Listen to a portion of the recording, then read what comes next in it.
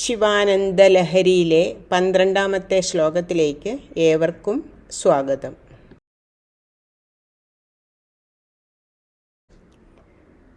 ഗുഹായാം ഗേഹേ വാ ബഹിരപി വനേ വാ ദൃശിഖരേ ജലേ വാ വൻഹൗ വാ വസതു വസതേ കിം വദ ഫലം സദാ യസ്യൈവാന്തഃകരണമപി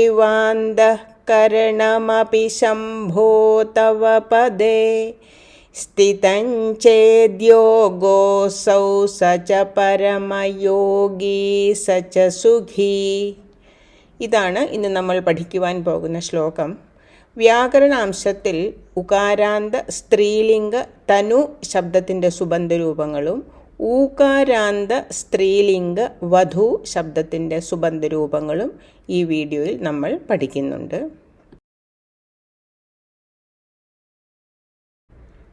വന്ദന ശ്ലോകത്തോടെ തുടങ്ങാം.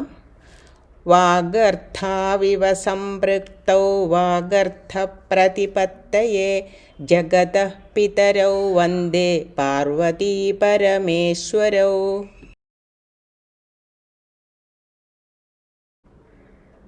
ഗുഹായാം ഗേഹേ വാ ബഹിരപി വനേ വാ ദൃശിഖരേ ജലേ വാ വൻഹൗ വാ വസതു വസതേ കിം വദ ഫലം സദാ യസ്യൈവാന്തഃകരണമപി ശംഭോ തവ പദേ സ്ഥിതം ചേദ്യോഗോऽസൗ സ ച പരമയോഗീ സ ച സുഖീ. പദച്ഛേദം.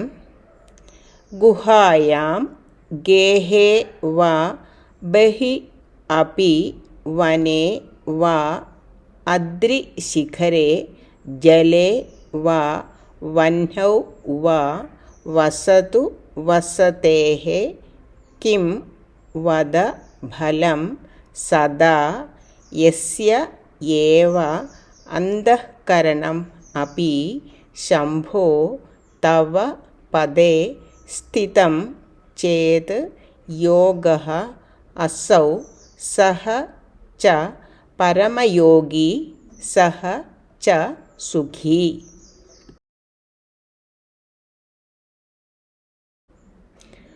വാക്യവിശ്ലേഷണം.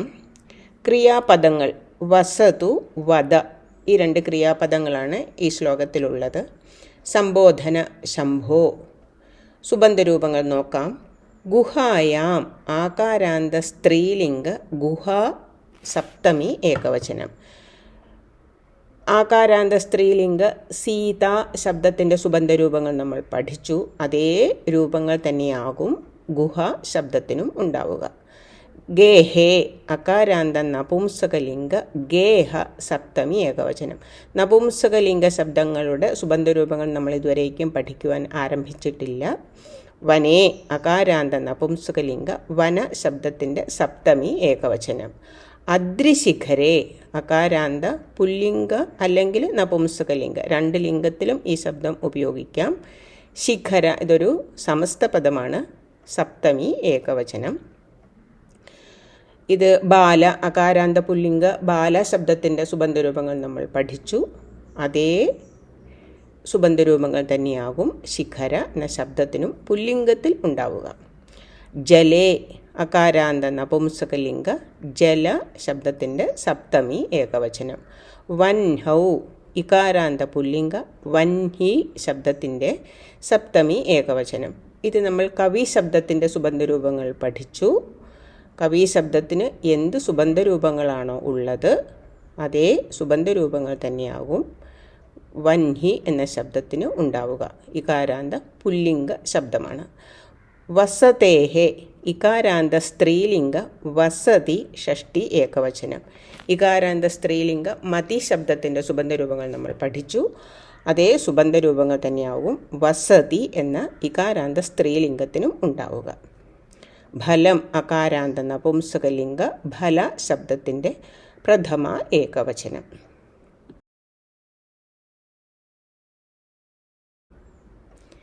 യസ്യ ദകാരാന്ത സർവനാമ യത് ശബ്ദത്തിൻ്റെ ഷഷ്ടി ഏകവചനം. സർവനാമ ശബ്ദങ്ങളുടെ ഒന്നും സുബന്ധരൂപങ്ങൾ നമ്മൾ പഠിക്കുവാൻ തുടങ്ങിയിട്ടില്ല, പഠിക്കും. അന്തഃകരണം അകാരാന്ത നപുംസകലിംഗ കരണ ശബ്ദത്തിൻ്റെ പ്രഥമ ഏകവചനം. തവ ദകാരാന്ത സർവനാമ യുഷ്മത് ശബ്ദത്തിൻ്റെ ഷഷ്ടി ഏകവചനം. പദേ അകാരാന്ത നപുംസകലിംഗ പദ ശബ്ദത്തിൻ്റെ സപ്തമി ഏകവചനം. അസൗ സകാരാന്ത സർവനാമ അദസ് ശബ്ദത്തിൻ്റെ പ്രഥമ ഏകവചനം. യോഗ അകാരാന്ത പുല്ലിംഗ യോഗ ശബ്ദത്തിൻ്റെ പ്രഥമ ഏകവചനം. ഇത് നമ്മൾ പഠിച്ചതാണ്. ബാല ശബ്ദത്തിന് എന്ത് സുബന്ധരൂപങ്ങളാണോ ഉള്ളത് അത് തന്നെയാവും യോഗ എന്ന ശബ്ദത്തിനും ഉണ്ടാവുക. സ്ഥിതം അകാരാന്ത നപുംസകലിംഗ സ്ഥിത ശബ്ദത്തിൻ്റെ പ്രഥമ ഏകവചനം. പരമയോഗി നകാരാന്ത പുല്ലിംഗ യോഗിൻ ശബ്ദത്തിൻ്റെ പ്രഥമ ഏകവചനം. ഇത് നമ്മൾ പഠിച്ചിട്ടില്ല, പഠിക്കും. സുഖി നകാരാന്ത ത്രിലിംഗ സുഖിൻ ശബ്ദത്തിൻ്റെ പ്രഥമ ഏകവചനം. ഇത് ഒരു വിശേഷണമാണ്, അതുകൊണ്ട് തന്നെ 3 ലിംഗത്തിലും നമ്മൾക്ക് ഉപയോഗിക്കുവാൻ സാധിക്കും. സഹ ദകാരാന്ത സർവനാമ തത് ശബ്ദത്തിൻ്റെ പ്രഥമ ഏകവചനം. അവ്യയങ്ങൾ നോക്കാം. വാ ബഹിഹി അപി വാ വാ വാ കിം സദാ ഏവ അപി ചേത് ച ച. അവ്യയങ്ങൾ നോക്കൂ. ഈ അവ്യയങ്ങളാണ് ആ ശ്ലോകത്തിനെ കൂടുതൽ മനോഹരമാക്കുന്നത്. ഇതാണ് ശബ്ദാലങ്കാരം. കുറേ ശബ്ദങ്ങൾ കൊണ്ട് ആ ശ്ലോകത്തിന് കൂടുതൽ ഭംഗി നൽകുന്നു.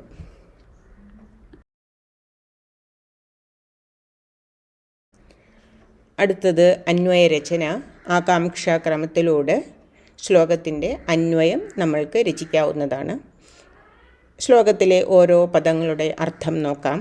ആദ്യത്തെ ക്രിയാപദം വസതു. ഒരുവൻ വസിക്കട്ടെ. വസതു എന്നത് പ്രഥമ പുരുഷ ഏകവചന ക്രിയാപദമാണ്. പ്രഥമ പുരുഷൻ എന്ന് പറഞ്ഞാൽ തേർഡ് പേഴ്സൺ.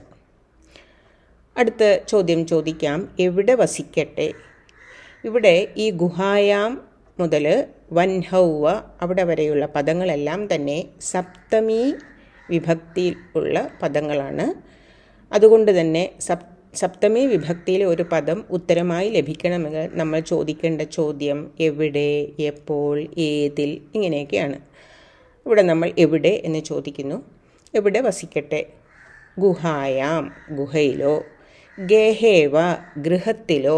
ഇവിടെ ആ വാ എന്നത് ചേർത്തിരിക്കുന്നത് കൊണ്ടാണ് നമ്മൾ ഗുഹയിലോ ഗൃഹത്തിലോ എന്ന് ഉത്തരം നൽകുന്നത്.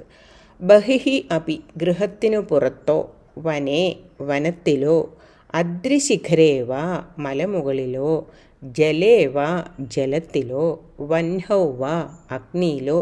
ഈ പദങ്ങളെല്ലാം തന്നെ സപ്തമി ഏകവചനത്തിലുള്ള പദങ്ങളാണ്. അതുകൊണ്ടാണ് നമ്മൾ എവിടെ എന്ന് ചോദിച്ചിരിക്കുന്നത്. അപ്പോൾ ശങ്കരാചാര്യർ പറയുകയാണ്, ഒരു വ്യക്തി എവിടെ വേണമെങ്കിലും വസിക്കട്ടെ. അഗ്നിയിലോ ജലത്തിലോ മലമുകളിലോ വനത്തിലോ ഗൃഹത്തിന് പുറത്തോ ഗൃഹത്തിലോ ഗുഹയിലോ എവിടെ വേണമെങ്കിലും വസിക്കട്ടെ. ഇനിയും പറയുകയാണ് വധ അടുത്ത ക്രിയാപദം. അർത്ഥം പറയൂ അഥവാ പറഞ്ഞാലും. വധ എന്നത് മധ്യമപുരുഷ ഏകവചന ക്രിയാപദമാണ്. മധ്യമപുരുഷൻ എന്ന് പറഞ്ഞാൽ സെക്കൻഡ് പേഴ്സൺ. എന്തു പറഞ്ഞാലും. വസതേഹേ കിം ഫലം. വാസസ്ഥലത്തിന് എന്ത് ഫലമാണ്, അല്ലെങ്കിൽ വാസസ്ഥലത്തിന് എന്ത് പ്രാധാന്യമാണ് ഉള്ളത് എന്ന് ശങ്കരാചാര്യർ ചോദിക്കുന്നു.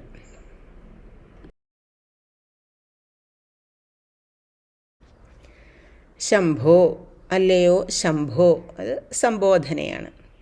ഇനിയും ശങ്കരാചാര്യർ വിവരിക്കുകയാണ് ഒരു വ്യക്തിയുടെ വാസസ്ഥലത്തിന് പ്രാധാന്യമില്ലാതായിത്തീരുന്നത് എപ്പോഴാണ് എന്ന്. ഇവിടെ സഹ സുഖി ച, അസ്ഥി എന്നത് നമ്മൾ ചേർത്ത് കൊടുക്കുന്നതാണ്. അസ്ഥി എന്ന പദത്തിൻ്റെ അർത്ഥം ഉണ്ട്, ആകുന്നു. ഇപ്പോൾ മലയാളത്തിൽ നമ്മളൊരു വാചകം പൂർത്തീകരിക്കാൻ വേണ്ടി ചേർത്ത് കൊടുക്കുമല്ലോ, അതേപോലെ അവൻ സുഖിയാകുന്നു അല്ലെങ്കിൽ അവൻ സുഖിയാണ് എന്ന് നമ്മൾ മലയാളത്തിൽ പറയുന്നത് പോലെ സംസ്കൃതത്തിൽ നമ്മൾക്ക് ചേർത്ത് കൊടുക്കാവുന്നതാണ് അസ്ഥി. സഹ സുഖീ ച അവനാണ് സുഖിയും. ഈ ച എന്ന് ഉള്ളതുകൊണ്ടാണ് സുഖിയും എന്ന് നമ്മൾ പറയുന്നത്. സഹ പരമയോഗി അസ്തി, അവനാണ് പരമയോഗി. അസൗ യോഗ ച അസ്തി, അത് തന്നെയാണ് യോഗവും.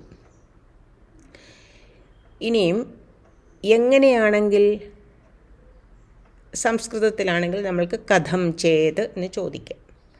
സ്ഥിതം ചേത്, സ്ഥിരമായി ഇരിക്കുന്നുവെങ്കിൽ.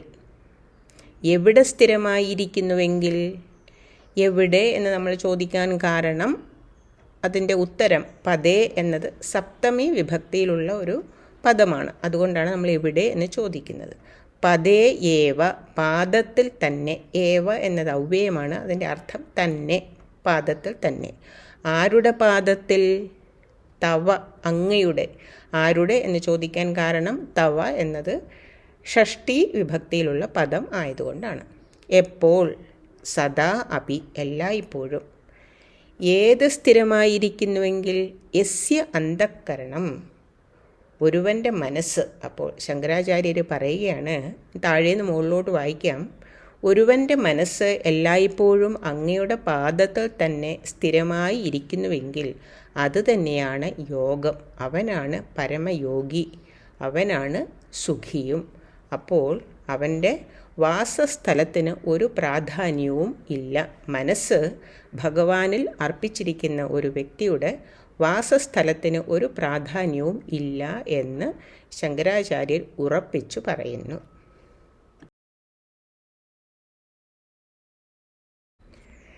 ശ്ലോകത്തിൽ 2 ക്രിയാപദങ്ങളുണ്ട്. പിന്നെ നമ്മൾ 2 ക്രിയാപദങ്ങൾ ചേർത്ത് കൊടുത്തിട്ടുണ്ട്. അങ്ങനെ ആകെ 4 വാചകങ്ങൾ നമ്മൾക്ക് അന്വയരചനയിൽ കിട്ടും. ഗുഹായാം ഗേഹേവ ബഹിഹി അപി വനേവ അദ്രിശിഖരേ ജലേവ വന്നൗ വാ വസതു. ആദ്യത്തെ വാചകം. വസതേഹേ കിം ഫലം ത്വം വദ. അത് രണ്ടാമത്തെ വാചകം. ഹേ ശംഭോ യസ്യ അന്തഃകരണം അപി സദാ തവ പദേ ഏവ സ്ഥിതം ചേത് സഹ സുഖി സഹ പരമയോഗീ ച അസ്തി. അസൗ യോഗഃ ച അസ്തി. ശ്ലോകത്തിൻ്റെ അർത്ഥം: ഒരുവൻ ഗുഹയിലോ ഗൃഹത്തിലോ പുറത്തെവിടെയെങ്കിലുമോ വനത്തിനുള്ളിലോ മലമുകളിലോ ജലത്തിലോ അഗ്നിയിലോ വസിച്ചു കൊള്ളട്ടെ. വാസസ്ഥലം കൊണ്ട് എന്ത് ഫലം? അല്ലയോ ശംഭോ, ഒരുവൻ്റെ മനസ്സ് എല്ലായ്പ്പോഴും അങ്ങയുടെ പാദങ്ങളിൽ തന്നെ ഉറപ്പിച്ചിരിക്കുന്നുവെങ്കിൽ അത് തന്നെയാണ് യോഗം അഥവാ യോഗാവസ്ഥ. അവനാണ് പരമയോഗി, അവൻ തന്നെയാണ് സുഖിയും. ഇവിടെ യോഗിയും സുഖിയും പര്യായ പദങ്ങളായാണ് ആചാര്യർ ഉപയോഗിച്ചിരിക്കുന്നത്. ചിത്തം ശാന്തമായവനാണ് യോഗി. ആത്മാവിൻ്റെ സ്വരൂപമായ ശാന്തിയെ കണ്ടെത്തിയവനാണ് യോഗി. ഭഗവാൻ കൃഷ്ണൻ ഭഗവത്ഗീതയിൽ ചോദിക്കുന്നതും ഇതുതന്നെയാണ്. അശാന്തസ്യ കുത സുഖം. അശാന്തനായ ഒരുവന് എവിടെ നിന്നാണ് സുഖം ലഭിക്കുക?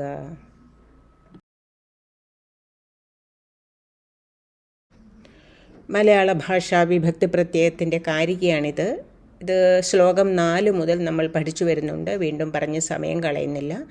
ഇത് ഹൃദിസ്ഥമാക്കി കഴിഞ്ഞ ഏതൊരു വ്യക്തിക്കും സംസ്കൃത ഭാഷയിലുള്ള സുബന്ധ രൂപങ്ങളെ പെട്ടെന്ന് തന്നെ മലയാളത്തിലേക്ക് തർജിമ ചെയ്യുവാൻ സാധിക്കുന്നതാണ്.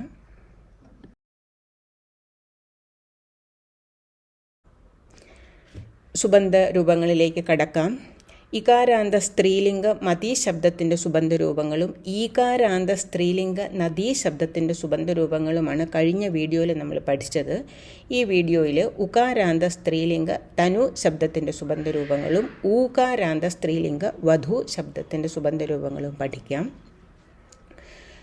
തനു എന്ന ശബ്ദത്തിൻ്റെ അർത്ഥം ശരീരം എന്നാകുന്നു. സംസ്കൃത ഭാഷയിൽ ഏകവചനം, ദ്വിവചനം, ബഹുവചനമുണ്ട്. താഴേക്ക് വിഭക്തികൾ കൊടുത്തിരിക്കുന്നു: പ്രഥമ, ദ്വിതീയ, തൃതീയ, ചതുർത്ഥി, പഞ്ചമി, ഷഷ്ടി, സപ്തമി, സംബോധന. തനുഹു, തനൂ, തനവഹ. ദ്വിവചനത്തിന് തനൂ ദീർഘമുണ്ട്. തനു. തനും തനു തനൂഹു. ഇവിടെ തനൂഹു, ഇവിടെ ദീർഘമുണ്ട്. തൃതീയാണെങ്കിൽ തന്വ തനൂഭ്യാം തനുഭിഹി. ചതുർത്ഥി തന്വൈ അഥവാ തനവെ. രണ്ട് രൂപങ്ങളും ഉപയോഗിക്കാവുന്നതാണ്. തനുഭ്യാം തനുഭ്യഃ. പഞ്ചമിയാണെങ്കിൽ തന്വാഹ തനോഹോ തനുഭ്യാം തനുഭ്യഃ. ഷഷ്ടി തന്വാഹ തനോഹോ തന്വോഹോ തനൂനാം. ഇവിടെ തനൂനാം ദീർഘമുണ്ട്. സപ്തമി തന്വാം തനൗ തന്വോഹോ തനുഷു. സംബോധന ഹേ തനോ ഹേ തനു ഹേ തനവഃ. മലയാള ഭാഷാ വിഭക്തി പ്രത്യയങ്ങൾ ഹൃദിസ്ഥമാക്കി കഴിഞ്ഞ ഒരു വ്യക്തിയെ സംബന്ധിച്ചിടത്തോളം ഇതിൻ്റെ അർത്ഥം പെട്ടെന്ന് തന്നെ മലയാളത്തിലേക്ക് തർജ്ജമ ചെയ്യാവുന്നതാണ്. തനുഹു എന്നത് മലയാളത്തിലും തനുഹു ശരീരം. തനും ദ്വിതീയാണെങ്കിൽ ശരീരത്തിനോട്, ശരീരത്തിലേക്ക്, ശരീരത്തിന് എന്നല്ല അർത്ഥം. തൃതീയാണെങ്കിലോ ശരീരം കൊണ്ട്, ശരീരത്താൽ, അതേപോലെ ശരീരത്തിലൂടെ. ചതുർത്ഥിയാണെങ്കിൽ തന്വൈ അഥവാ തനവെ, ശരീരത്തിനായിക്കൊണ്ട്, ശരീരത്തിനു വേണ്ടി. പഞ്ചമിയാണെങ്കിൽ ശരീരത്തിൽ നിന്നും, ശരീരം കാരണം, ശരീരത്തിൽ വച്ച്. ഷഷ്ടിയാണെങ്കിൽ ശരീരത്തിൻ്റെ. സപ്തമിയാണെങ്കിൽ ശരീരത്തിൽ. ഇതെല്ലാം ഏകവചനം. ബഹുവചനമാണെങ്കിൽ അതിനനുസരിച്ച് മാറും. തനുഷു എന്ന് പറഞ്ഞ ശരീരങ്ങളിൽ. അപ്പോൾ ഈ തനു എന്ന ശബ്ദത്തിന് എന്ത് സുബന്ധ രൂപങ്ങളാണോ ഉള്ളത് അതേ രൂപം തന്നെയായിരിക്കും എല്ലാ ഉകാരാന്ത സ്ത്രീലിംഗ ശബ്ദങ്ങൾക്കും ഉണ്ടാവുക. ഉദാഹരണം ധേനു, രേണു, സിന്ധു. ഇതെല്ലാം ഉകാരാന്ത സ്ത്രീലിംഗ ശബ്ദങ്ങളാണ്. ഈ ശബ്ദങ്ങൾക്കുമെല്ലാം ഇതേ സുബന്ധ രൂപങ്ങൾ തന്നെയാവും ഉണ്ടാവുക. അടുത്തത് ഊകാരാന്ത സ്ത്രീലിംഗ വധൂ ശബ്ദത്തിൻ്റെ സുബന്ധ രൂപങ്ങൾ നോക്കാം. വധൂഹു, ഇവിടെ ദീർഘമുണ്ട്. വധൂഹു. വധ്വൗ വധ്വഃ. വധൂം വധ്വൗ വധൂഹു. വധ്വാ വധൂഭ്യാം വധൂഭിഃ. വധ്വൈ വധൂഭ്യാം വധൂഭ്യഃ. വധ്വാഃ വധൂഭ്യാം വധൂഭ്യഃ. വധ്വാഃ വധ്വോഃ വധൂനാം. വധ്വാം വധ്വോഃ വധൂഷു. ഹേ വധു, ഇവിടെ ദീർഘമില്ല, ഹ്രസ്വമാണ്. ഹേ വധു, അത്രയേ ഉള്ളൂ. വധു. ഹേ വധ്വൗ ഹേ വധ്വഃ.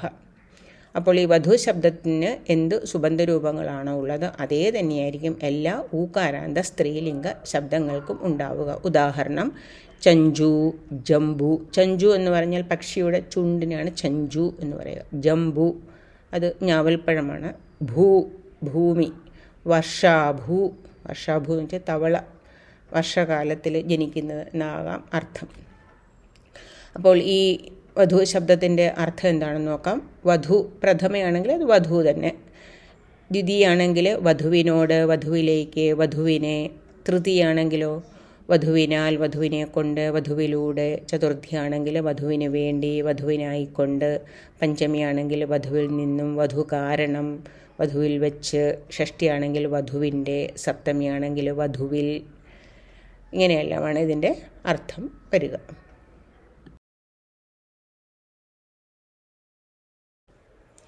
മംഗളശ്ലോകം.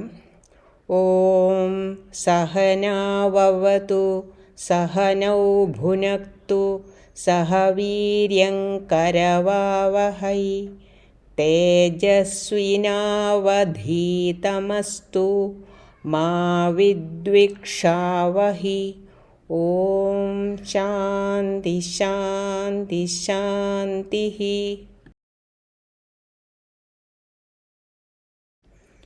ശിവാനന്ദലഹരിയിലെ 13ാമത്തെ ശ്ലോകവുമായി വീണ്ടും കാണാം. എല്ലാവർക്കും എൻ്റെ വിനീതമായ നമസ്കാരം. ശിവം ശിവകരം ശാന്തം ശിവാത്മാനം ശിവോത്തമം ശിവമാർഗപ്രണേതാരം പ്രണതോസ്മി സദാശിവം. ഓം തത്സത്.